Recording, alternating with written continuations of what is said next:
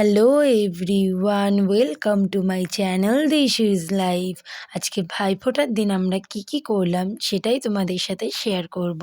তো চলো যাওয়া যাক। তোমরা বুঝতেই পারছো আমার গলাটা বসে গেছে, একটু অ্যাডজাস্ট করে নিও। প্রথমেই চলে এসেছিল অনুপমদা, দাদার জন্মবার ছিল বলে ফোঁটা দিতে পারিনি, তাই মিষ্টি প্লেটটা দিয়ে দিয়েছিলাম। পর সুখেদাদের কালো সুচ থাকাই ফোঁটা নেয়নি, তাই মিষ্টির প্লেটটা হাতে দিয়ে দিয়েছিলাম, এবার জল খাইয়ে দিলাম। তারপর দাদাও আমাকে একটু আশীর্বাদ করে নিল। আমি প্রথম ফোঁটা দিয়েছি বড়দাকে ফোঁটা দেওয়ার পর একটু মিষ্টি খাইয়ে দিলাম।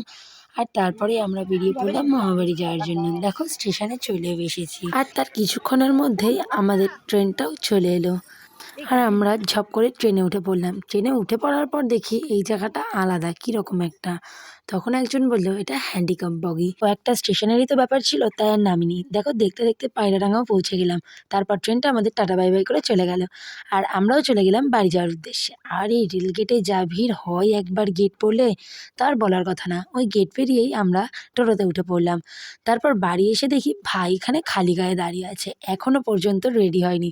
ও তো খুব লজ্জা পেয়ে গেছিল। আর এই দেখো আমাদের কুট্টুস। আর এখানে মামি আর দিদি মিলে লুচি করা শুরু করে দিয়েছে। তারপরে গিয়ে আমার বোনকে কোলে নিয়ে নিয়েছিলাম, আমাদের সকলের ছোট্ট বোন পুজো।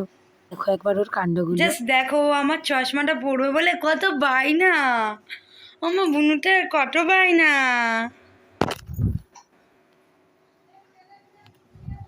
তারপর চলে গেলাম বাড়ির সব থেকে ছোট ক্যান্ডিডেটের কাছে, কুট্টুস, আমাদের সবার ভাগ্নি।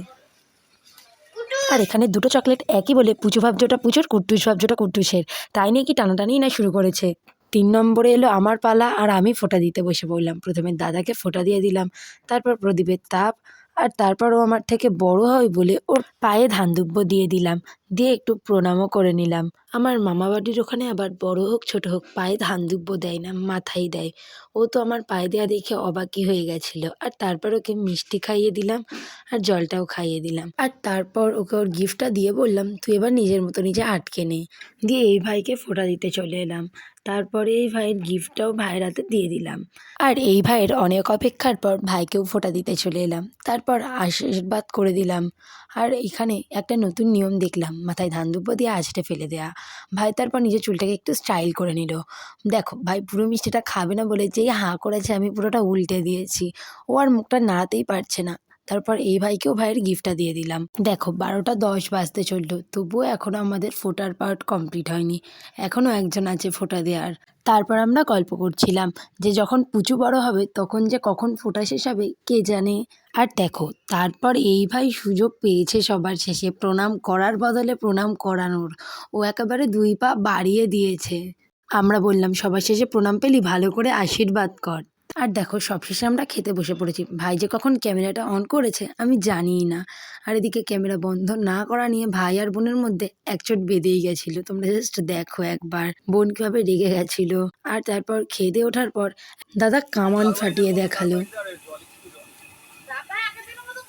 কামান কেন? বেশি জল দিলে কি হবে? বেশি জল দিলে লাইটার নষ্ট হয়ে যাবে। তো আজকে কামান ফাটিয়েই এই ভিডিওটা শেষ করলাম। তোমাদের ভালো লাগলে লাইক কমেন্ট করে দিও। দেখা হচ্ছে রাতের ভিডিও নিয়ে। আপাতত বাই।